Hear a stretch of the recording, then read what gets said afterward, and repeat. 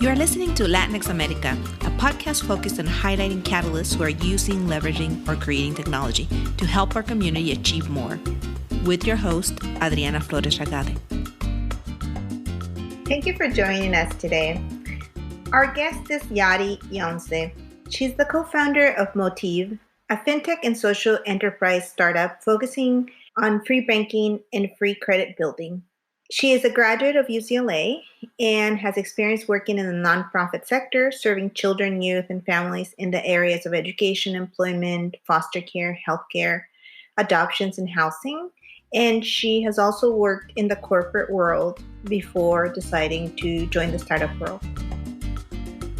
Yadi, thank you so much for joining us at Latinx America. It's great to actually have you in person since I met you at Grace Hopper a couple of weeks ago. And I know you were really excited about some of the presentations that you were attending and also that you were doing. So why don't we start by learning a little bit about your personal journey into tech? Yes, thank you so much for having me. Really, my path into tech wasn't very straightforward. So really how I got to the point where I am today is just trying to solve a problem. And it was on working towards financial inclusion. And my background is in corporate and in nonprofit. And what I saw is that nonprofit doesn't have the tools to be able to solve this problem, and the incumbents in this space aren't really interested in solving this problem. So that's really how I ventured into tech. So you had a set of skills that you developed when you worked for the nonprofit sector and when you worked in corporate sector, which help you transition into your current company. Speaking of your current company, what does your current company do, and how is it trying to solve an issue impacting the Latinx community? Yes, so Motiv is a fintech and a social enterprise with the mission to provide everyone, regardless of their credit history, their income, or their immigration status, with transparent and affordable financial services. And, how did that idea come up of, getting into this space, financial services and in our community, and the need for, easy access to resources, financial resources, especially for people that are living from paycheck to paycheck, is really important. So can you share a bit about the issue that you're kind of trying to solve, and also what prompted you to become a founder? Yes. So you were right in talking about my experience in working in nonprofit and the corporate, and basically giving me the skills that is enabling me to launch this venture and be successful in trying to address this problem of financial inclusion. And so what I saw in my work over the years was that a lot of issues that people faced boiled down to finances. For example, I encouraged young people to go to college and get a better job, and a lot of people were wondering about how they were going to pay for school. And even their family was saying, look, I know it's important for our children to go to school, but even us as a family, we're still struggling just on making ends meet and living paycheck to paycheck. And so I was really shaped also by the recession, and seeing here 10 years out that people are really, really struggling even 10 years out of the recession, and there's really no one that is doing anything about this problem. And so because I essentially worked in the trenches and saw the problems that people faced firsthand, I saw how big of an issue this is, and how it's very difficult for people to build credit and are essentially getting fleeced by the big financial institutions, and there isn't really anything being done about it. And I just didn't think it was right. And so Motiv really came about because we believed that there was a better way. And now, because of technology that enables us to create a platform that is very low cost and can reach consumers in any part of the country because it's mobile based, and provide them with services that they wouldn't have access to either because traditional banking services are very expensive. Alternative financial services that they might be using are also very expensive. And sometimes even just being an immigrant and not speaking English being a barrier, and that financial institutions don't want to serve that customer, or the customer might not feel comfortable with traditional banking systems because of their experiences from their country of origin. And so we really were working hard to build products that were safe and transparent and really looking out for the customer. So you're bringing in inclusivity in banking, through the company. And like you said, I remember having to go to the bank with my mom. My parents were immigrants, with my mom and my dad, and I was a translator. And even I, who spoke, English, I just didn't feel very welcome in those big banks, and especially, as a 13, 14-year-old translating. So, and I know it was uncomfortable for my parents as well. So let's talk about you becoming a founder. How did that come about? So I'll be completely transparent here and say I got to where I am very unwillingly. So I actually came from a family where we had a multitude of businesses. And so I was very, very well aware of the entrepreneur life, and I was not about that. I know that it takes a lot of hard work and a lot of dedication, and you basically are giving your life to this baby. They require 24/7 care and attention, and I wasn't really sure that that was the lifestyle that I wanted. However, I have known and felt from a really young age that my calling was to help others, and I've had a passion for trying to advocate for other people and helping them be successful, not only because it changes their life, but it has the potential to change future generations and helping individuals access opportunity. And so I saw this really big problem that no one was addressing, no one was facing head on with good solutions that actually helped consumers and helped our communities. What I saw was alternative providers taking advantage of our communities, the incumbents, the big financial institutions not really caring about our community and providing good products to our families and friends and loved ones. And I just didn't think that was right. And I wasn't sure. It's not like I was going through my life and saying like I want to change the financial service sector. I mean, talking about finances isn't really exciting. It's not something that people are very willing to speak about, and it's just not something that's on people's conversations at the dinner table. However, this is something that's essential and transcends into various aspects of your life. If you can't manage your finances or you can't have that under control, then it's very difficult for you to be able to pay for school. If your parents don't have assets, it's going to be very difficult for you to get a degree, get a good job, be able to build credit and acquire assets yourself. And so that's something that stays with you for your entire life and has ramifications on future generations. And so I decided that essentially if you have to be the change you wish to see in the world, and if nobody else is doing something about this problem, but you think that it's solvable, you think that it shouldn't be this way, then what you have to do is essentially try to put the resources that you can and your dedication to try to solve that problem. And so that's why I'm here, because nobody else is doing anything to tackle the problem. And I think that this is wrong and that there is a better way. So you were working for a college access nonprofit and then moved on to a traditional kind of financial institution. And if I remember correctly from our conversation, you were helping on the side. You were helping with this company on the side, and you have a couple of co-founders. So you kind of, at some point, where you had an idea of like, if I'm going to jump into this fintech world, I want to play a larger role. So can you share with us what you share with me when I met you at Grace Hopper? And because I thought that was really inspiring, and people think like you have to have this idea that you're going to have your own company and you're the one that's going to do everything and all the work, but you're actually working with a couple of co-founders, right?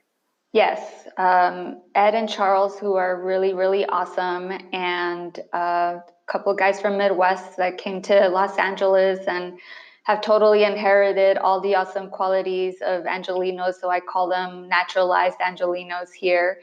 And no, you're absolutely right. And going back to saying that I initially didn't want to start my own company. So what I did was went online and searched to see if there was any nonprofits or any other organizations tackling this problem.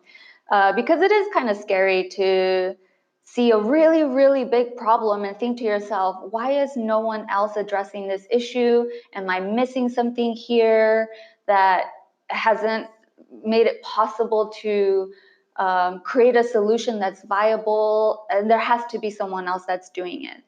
And that way I wouldn't have been alone. And then I studied philosophy in college, so I'm as far away from tech as you could possibly get. And so I found Ed and I wrote him probably a 5-sentence email, and I said, I'm really passionate about this cause, and I really want to help people. And I see that you're basically the closest thing. At that time, it was a remittance only company. So that's what they were working on, was on providing a digital platform to send remittances. And Ed took a meeting with me and chatted, and he said, you know what, I'm just not hiring anyone right now, and we don't really have room for someone like you. And I said, look, I didn't come here to interview for a job. I want to connect and work on finding a solution to this problem. Let me volunteer. Let me come and spend my free hours and helping you guys. And they allowed me to do that. And I did that for a couple weeks, almost, I think, a couple months, and to the point where I became such an integral part of the team that it was difficult to do the work that I was doing on the side. So now what I was doing with the team required me to be available, normal working hours and 24/7.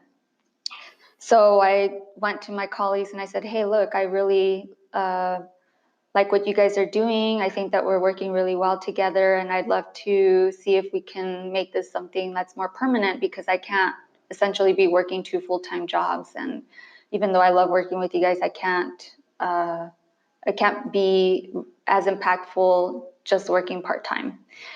And so they agreed and decided to bring me on. And it was then that I showed them my level of commitment to not only to our customers, but how good of an advocate I would be for them by saying, look, if I'm going to join the team, I want to be a co-founder and be equal to my team members here, because we're essentially building this from the ground up.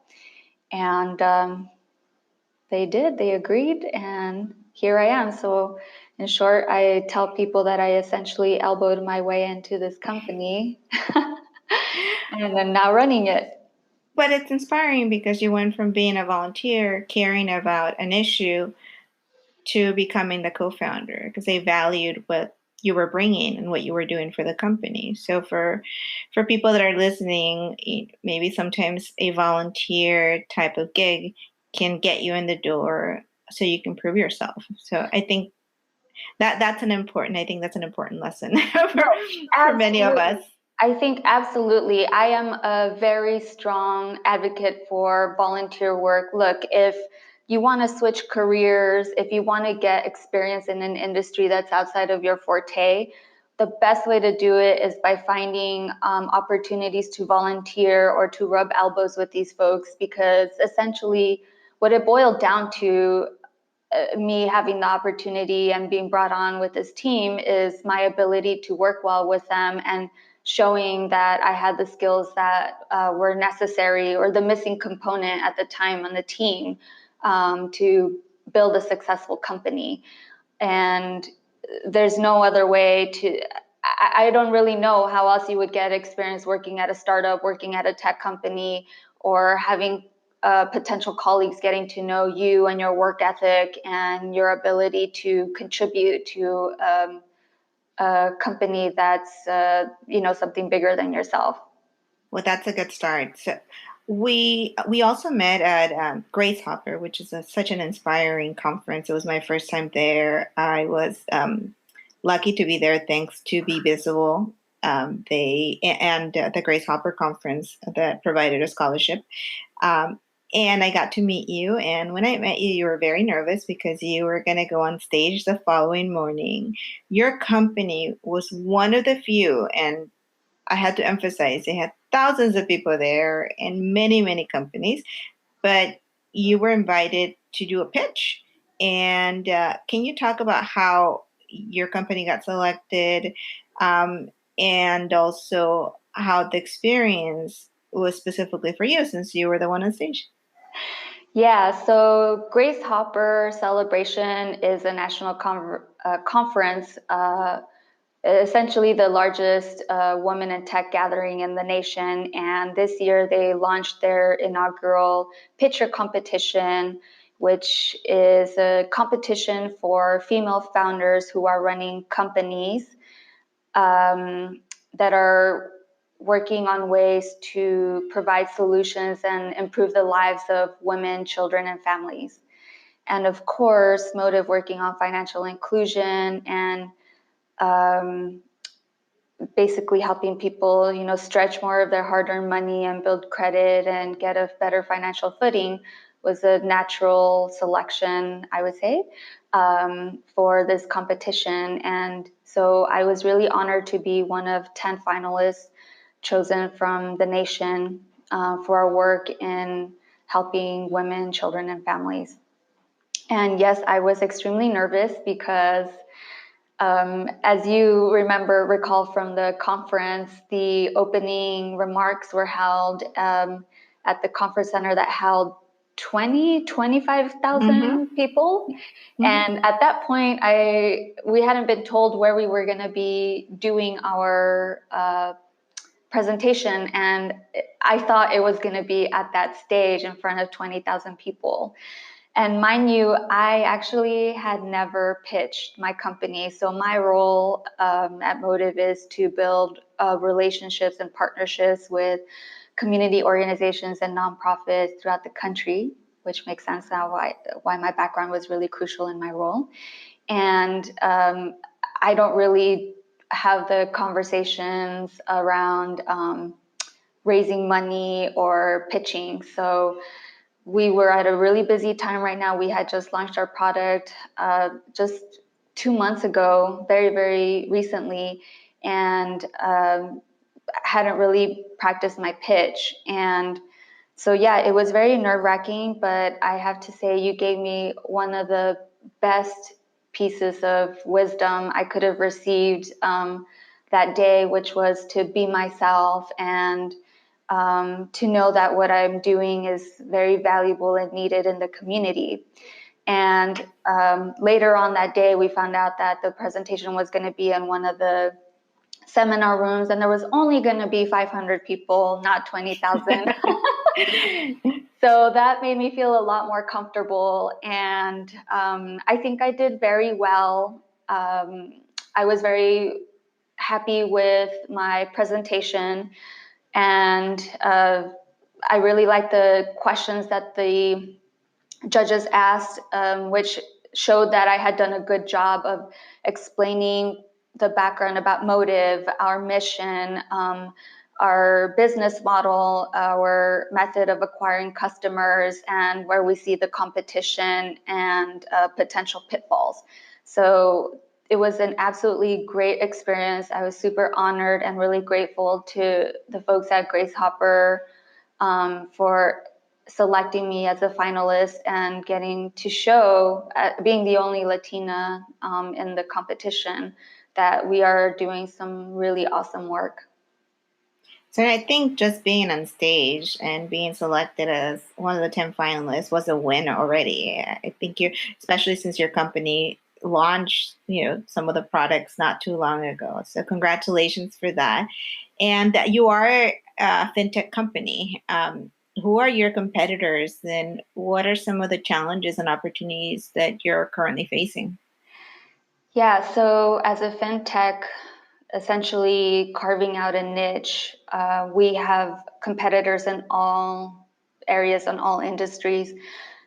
Traditional financial institutions like your big banks and other fintechs, and then alternative service providers. So think about payday lenders or all those places where you go to cash your checks, and basically all the services that you would use if you can't access mainstream financial services. Another one would be like remittance company like Western Union. And I think Motiv has done a really great job in knitting a lot of technology together to provide a platform that is very unique and a standout in this competitive landscape, in that we're an entirely mobile banking platform. We're the only one that is entirely bilingual in English and Spanish. We're the only digital platform that accepts alternative forms of ID. So if you don't have a social or an ITIN, you can sign up with a state ID or a state driver's license or a US passport or a foreign passport. And we even accept matricula consulares. And our zero fees. Like, we are truly a zero fee banking platform. And actually, that a testament to how innovative our product is that we received the only 5 out of 5 star rating on NerdWallet, which we are really, really proud of. And we're working on being nationally certified. And if we achieve the certification, we'll be the only fintech to be certified as a transparent and affordable banking platform. And that's very significant, Yadi, because I remember, after my father passed away, we had to rescue his truck from one of those lenders that, had the title for my dad's truck, and or when they needed, money to pay the rent, and not having access to that capital was just really challenging, and seeing them live from paycheck to paycheck was really hard. So I think, in a way, in addition to supporting those people that are having access to the financial resources, you're also kind of benefiting the community, the kids that are not seeing that anguish the parents are going through as they, go in and ask for money, and having this be a mobile platform. So using tech for good, developing, a useful tool. It's something that I hope others in our community can also aspire to do. So let's move on to you again. You left a full-time job to be a co-founder for this company where you had all kinds of benefits and you were established. If someone wants to launch their own company or join, this fintech space, what advice would you give them that you wish someone would have given you?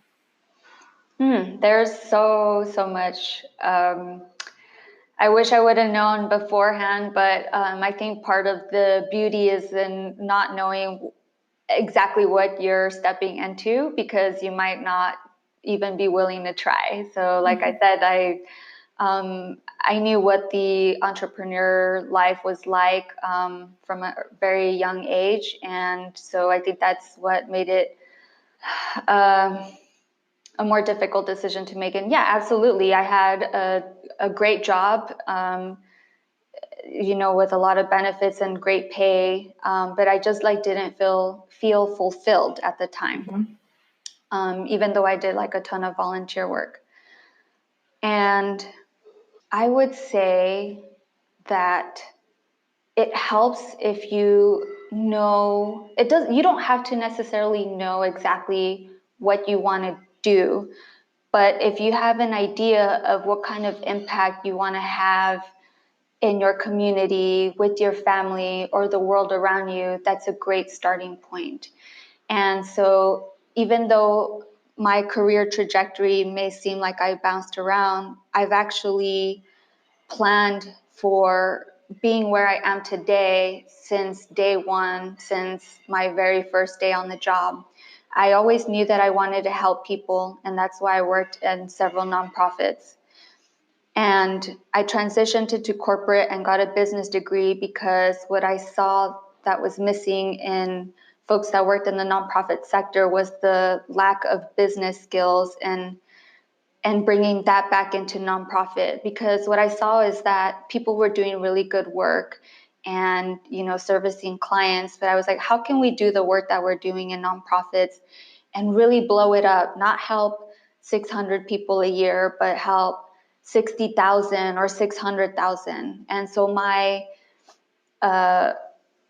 intent was to go into the corporate sector and get those skills with the intent to go back into nonprofit to help better my community.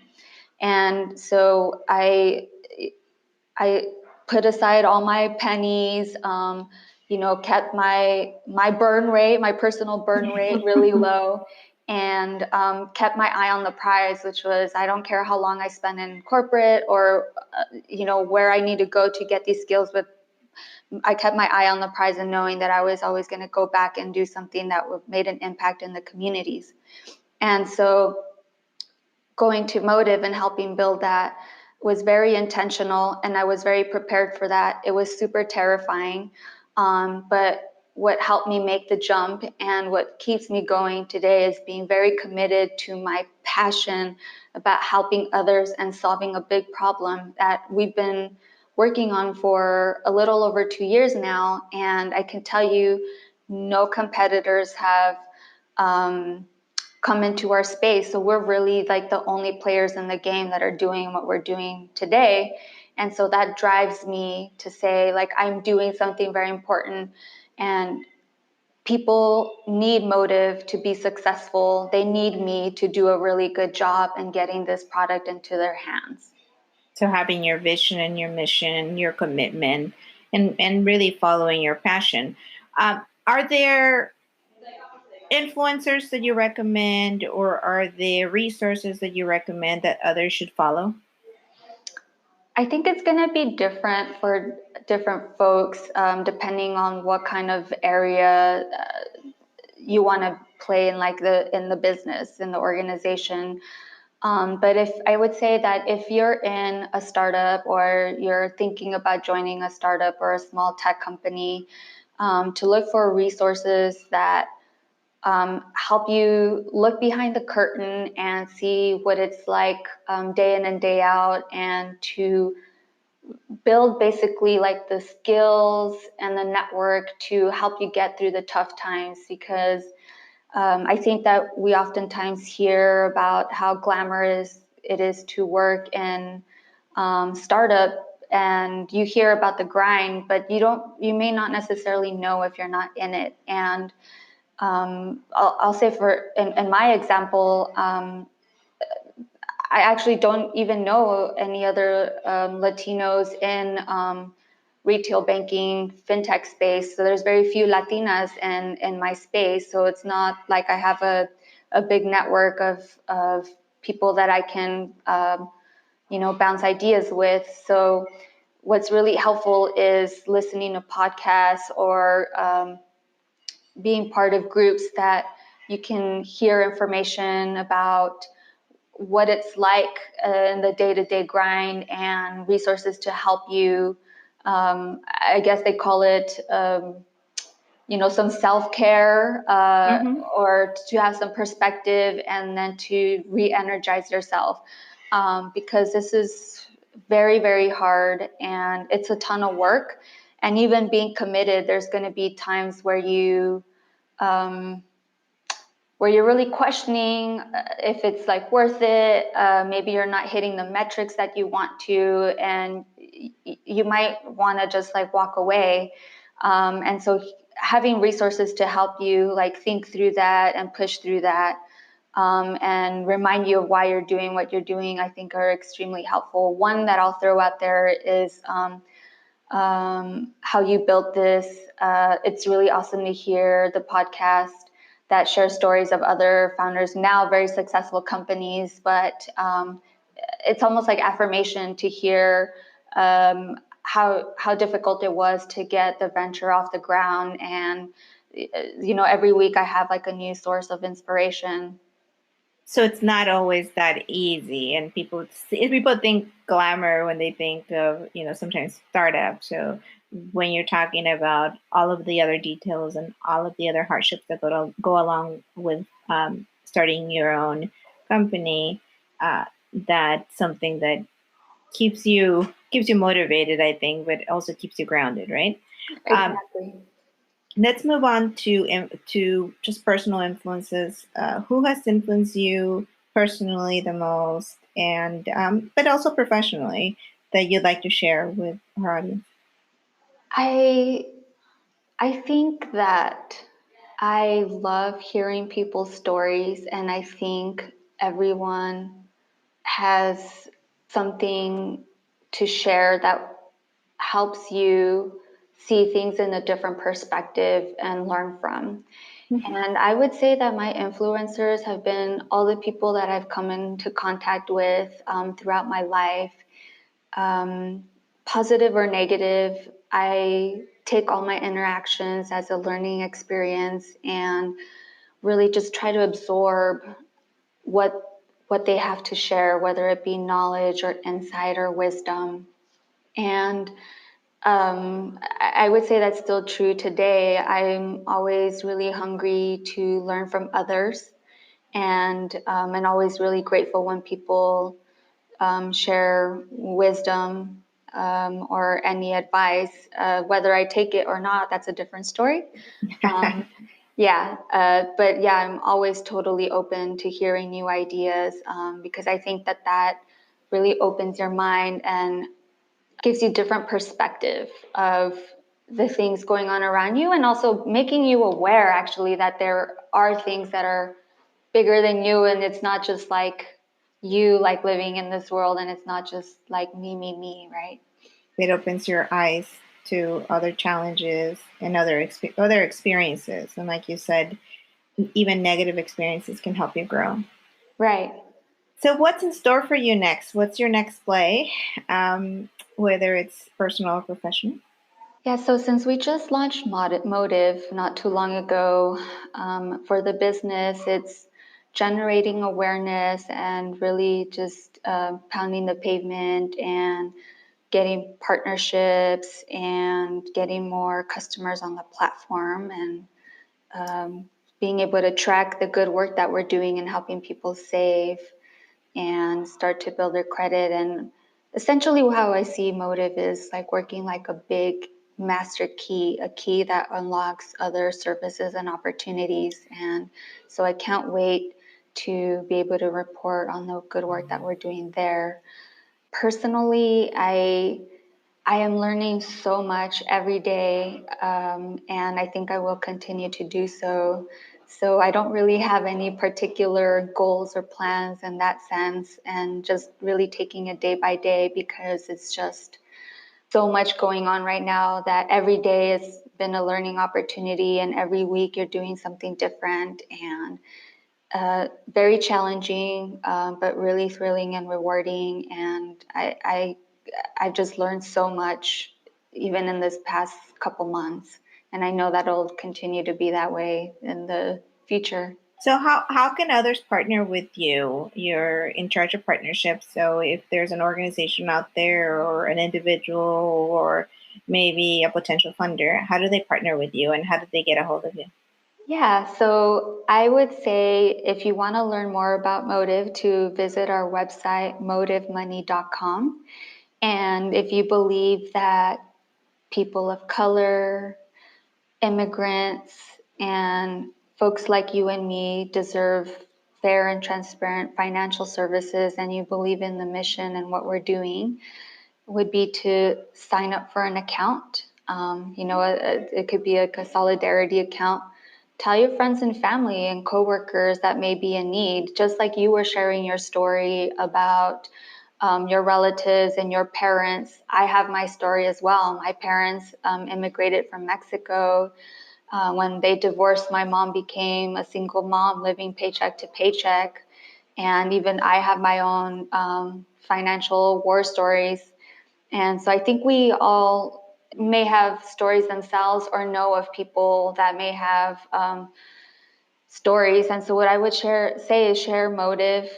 And if you work for a nonprofit, if you work for a company who you think has folks that can really benefit from Motiv, to please get in touch. We partner with all kinds of nonprofits, whether they're doing workforce development services, housing, or financial capability, and employers large and small, helping them essentially save money on payroll costs and helping them basically give back 5% of employees' pay. We can help these organizations do that for free. And you can reach out to me, or you can get in touch by emailing partnerships@motivmoney.com. And yeah, we would just really love to have more people that really believe in the mission and want to help get Motiv into the hands of folks that need it most. Thank you, Yadi, and thanks for sharing your story. I'm also going to note that I need to introduce you to Richie Serna, who's also doing a fintech startup. So I will do that introduction.